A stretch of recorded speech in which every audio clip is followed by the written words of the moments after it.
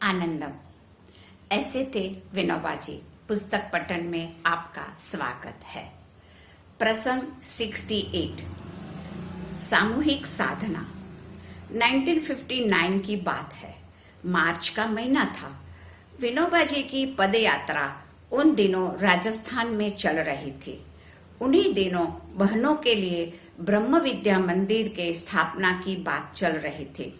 उस सिलसिले में ब्रह्म विद्या की साधना की इच्छुक कुछ बहनें विनोबा जी के पास एकत्रित हुई थी।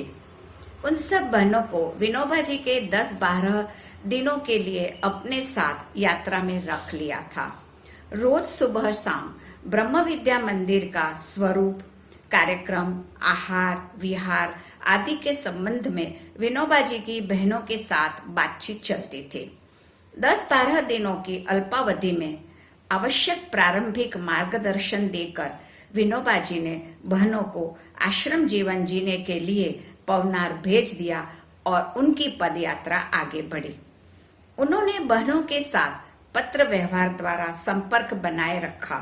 ब्रह्म विद्या मंदिर को लिखा उनका प्रथम पत्र। आज 25 मार्च, आज के ही दिन ग्रह त्याग करके मैं निकल पड़ा था। 43 साल बीत गए। ब्रह्म विद्या का नाम लेकर निकला था। आज भी उसी नाम से जी रहा हूँ। अब समूह साधना के ख्याल से ब्रह्म विद्या मंदिर तुम लोगों का शुरू कर रहा हूँ।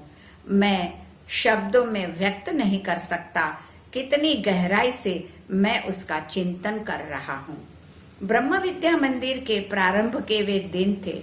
एक तरफ से कहा जाए तो हम सब बहनें साधना पद से बिल्कुल अनभिज्ञ थी।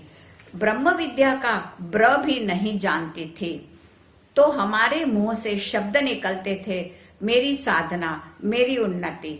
बाबा हमको कहते थे कि ये जो सब मेरियां हैं उनको पहले धाम नदी के बहते पानी में डुबो दो, उसके बाद साधना का आरंभ होगा।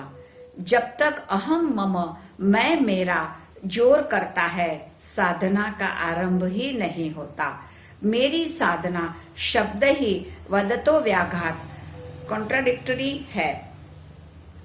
मेरी साधना कहते ही मेरी शब्द साधना को काटता है। आश्रम की एक बहन को एक पत्र में उन्होंने लिखा था, एक एक व्यक्ति की अलग अलग साधनाएं चलती हैं, उसमें बहुत ज्यादा दिलचस्पी मुझे नहीं है।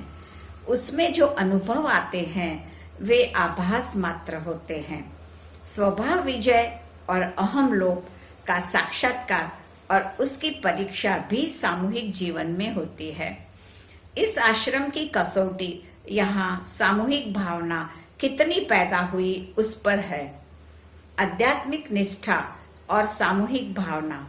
मीराबाई, मुक्ताबाई वगैरह के लिए एक ही निष्ठा थी, आध्यात्मिक निष्ठा, क्योंकि उन लोगों ने समूह नहीं बनाया था। यहाँ समूह है, इसलिए सामूहिक कसौटी भी है। इस प्रकार ब्रह्म विद्या मंदिर में हमको घुटी में ही सामूहिक साधना का मंत्र पिलाया गया था। अहम को छोड़कर हम पकड़ो, यह ब्रह्म विद्या मंदिर का ध्रुव पद था। बाबा हमको कहते थे, मानो तुम में से कोई बहन ज्ञान, ध्यान, भक्ति या कर्म के किसी एक मार्ग में बहुत आगे बढ़ जाती है। उस मार्ग पर वह अकेली 100 कदम चलने में समर्थ है, किंतु दूसरी कोई बहन है जो सबको साथ लेकर 10 कदम आगे बढ़ती है। उन दोनों में से सबको साथ लेकर 10 कदम चलने वाली बहन को मैं अधिक अंक दूंगा, न कि अकेली 100 कदम चलने वाली बहन को। प्रसंग 69, स्त्री शक्ति यानी अंतः शक्ति। समाज में बहनें अधिकतर देहपरायण, ग्रहपरायण जीवन बिताती आई हैं। अनेक प्रकार के दबाव से उनका जीवन कुंठित होता है। उस कारण विनोबा जी के हृदय में बहनों के लिए विशेष हमदर्दी की भावना रहती थी। उन्होंने एक बार कहा भी था कि स्त्रियों के बारे में जब मैं बोलने बैठता हूँ तो मैं अपना समत्व खो भी सकता हूँ। यह विषय ही ऐसा है कि इस पर बहुत संतुलन के साथ बोल नहीं सकता हूँ और अब तो मेरे आखिर के दिन हैं। मैं चाहता हूँ कि इन अंतिम दिनों में मेरी शक्ति, स्त्री शक्ति जागरण के लिए काम में आए। उनकी गहरी चाह थी कि बहनें अध्यात्म के क्षेत्र में आगे बढ़ें। ब्रह्म विद्या मंदिर की स्थापना भी उसी उद्देश्य से हुई थी। एक बार किसी बातचीत के दौरान उन्होंने कहा था, योग सूत्र में एक सूत्र है, ऋतम भरा तत्र प्रज्ञा। ऐसी ऋतम भरा प्रज्ञा पैदा करने के लिए खास करके स्त्री शक्ति सामने आए तो बहुत लाभ होगा।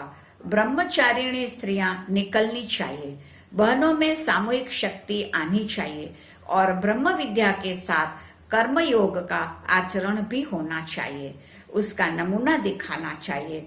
इसीलिए यह आश्रम ब्रह्म विद्या मंदिर है। आजकल खास करके पश्चिम के समाज में स्त्री मुक्ति की बात को लेकर पुरुष विरोधी भाव उभर रहा है। स्त्री शक्ति जागृति के नाम से समाज में और व्यक्ति में पुरुष विरोधी भाव न पनपे, इस दृष्टि से विनोबा जी कहते थे, दुनिया में पुरुषत्व का अभियान खड़ा हुआ, उसके विरुद्ध स्त्रीत्व के अभियान के साथ स्त्रियों का आंदोलन चले तो वह रिएक्शन, प्रतिक्रिया है। इससे पुरुषत्व के अभिमान में जो दोष आ गए हैं वही दोष स्त्रीत्व के अभिमान में आएंगे। पेंडुलम कभी इधर जाएगा तो कभी उधर, उससे जीवन का शुद्धिकरण नहीं होगा। प्रश्न होगा कि तब बहनें क्या करें।